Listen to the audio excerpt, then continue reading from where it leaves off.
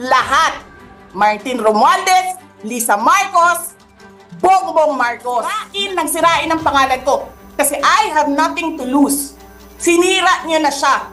Wala na siyang ikakasira pa. Patayin mo si BBM, si Lisa Araneta at si Martin Romualdez. No joke. No joke. Nagbilin na ako, ma'am.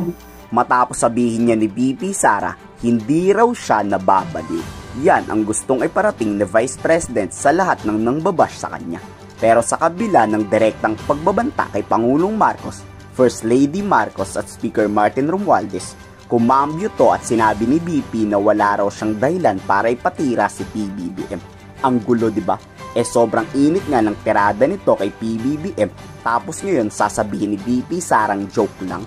Ang creepy pa ng mata ni BP Sara dito. Bakit ko daw siya papatayin if not for revenge from the grave? There's no reason na papatayin ko siya. Anong benefit nun sa akin? Patayin ko si Lisa. Anong benefit nun sa akin? Wala. Buti sana kung tagapagmana ako ng nakaw na yaman. Di naman. Literal na nagwawala si BP Sara dahil sa issue sa confidential fund. Wala po tayong kinakampihan dito ha. Ang totoong problema kasi, ipaliwanag dapat ni BP Sara yung nawawalang pera. Hindi yung puro drama siya. Tapos sasabihin niya sinisiraan daw siya. Uulitin ko, may milyong-milyong pisong nawawalang pera ang hindi mapaliwanag ni BP Sara. To be exact, nasa 600 million pesos mahigit to. Hindi po siya sinisiraan dito. Siya ang sumira sa sarili niya. Nagagalit lang siya dahil iniimbestigahan daw siya at pinupolitika. Tapang ni BP Sara dito, nang hamon pa siya na lahat daw ng babatas dapat magpa-drug test. Sinabi nila, ako daw ay krung-krung. Ako daw ay baliw. Ako daw ay wala sa tamang pag-iisip. Ano bang sabi ko sa inyong lahat?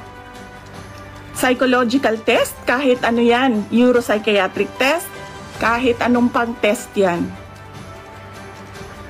Gagawin ko yan. Dagdagan ko pa ng drug test.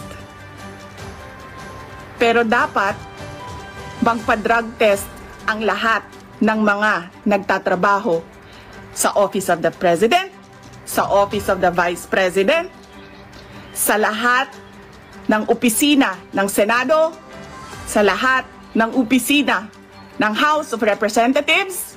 Dinipensahan naman ni Senator Bato de la Rosa si BP Sara. Baka lang daw dala to ng pagkapagod ng ikalawang Pangulo. Maybe conditional threat. Conditional threat.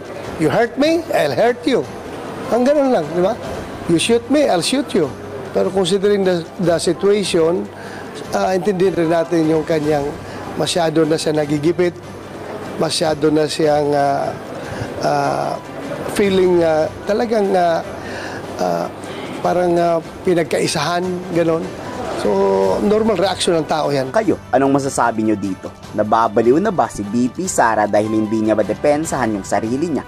O mas pabor kayo sa pinagsasabi ni BP Sarang pinupolitiko lang siya? I-komento sa baba ng sa loob.